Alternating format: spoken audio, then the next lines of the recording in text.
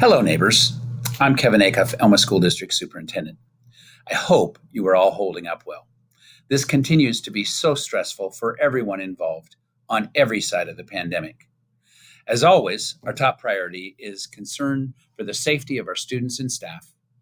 As was shared in communications yesterday, the school board made the decision to allow us to plan for more in-person instruction to begin on October 26th.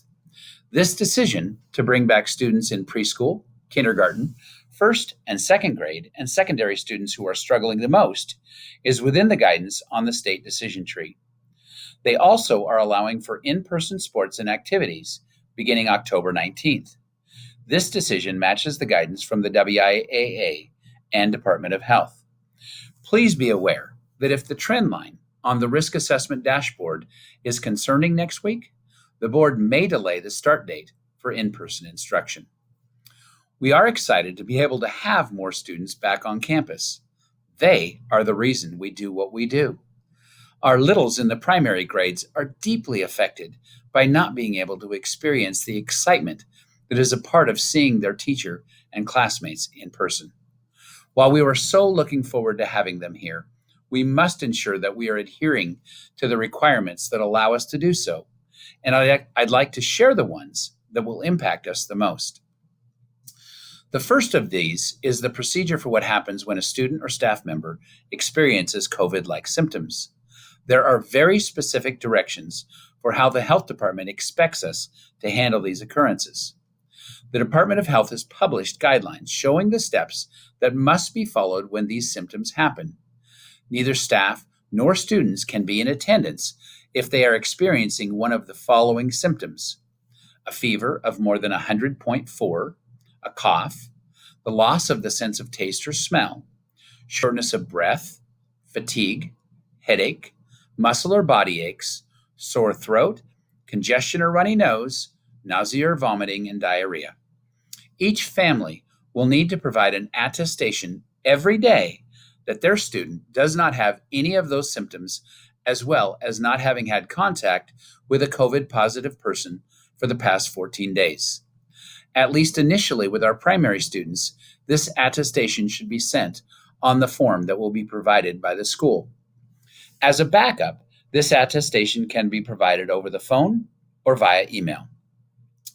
Because those symptoms are similar to COVID symptoms, each student or staff will likely need to be tested for COVID or seek a diagnosis from a medical provider. If the person chooses not to do so, they would need to remain away from the school for at least 10 days from the onset of symptoms. It is important to know that free testing is available in Elma and McCleary. If the person has seen a medical provider or gotten a COVID test, returning to school requires documentation of that diagnosis or test. Once that is met, the person may return to school if their symptoms are resolving and they are fever-free for 24 hours. We will be publishing a flowchart to help staff and families navigate this guidance. Another requirement for in-person learning is the guidance for face coverings. All students and staff are required to wear face coverings in school at all times, except when eating or drinking beverages. There are no exceptions to this guidance. There are allowances for students to wear a face shield if it has a drape at the bottom and is tightly sealed at the top. We will also be having students wash their hands very frequently, and they will be 6 feet apart from other students and staff while seated in their classrooms. Although these requirements are not enjoyable, they are the best defense we have for preventing the spreading of illness to others. When practiced together, these requirements have been proven to reduce the risk of transmission. Students are expected to be wearing their face coverings when they board the bus or walk into the school building. Students without a face covering will be provided a disposable surgical mask to wear. Families who wish to continue to work remotely will be provided with work and support from the school, but will have limited teacher-led instruction. Given that we have been dealing with all aspects of the pandemic since mid-March, these guidelines are bound to test our resilience, but we are so motivated to provide the best opportunity for success for our students, and we know the best opportunity means being at school. I lovingly urge you to do all you can to prevent the spread of illness in our community by following all the recommendations from our county and state health departments. Areas that have achieved 95% compliance on those recommendations have much lower spread in their community.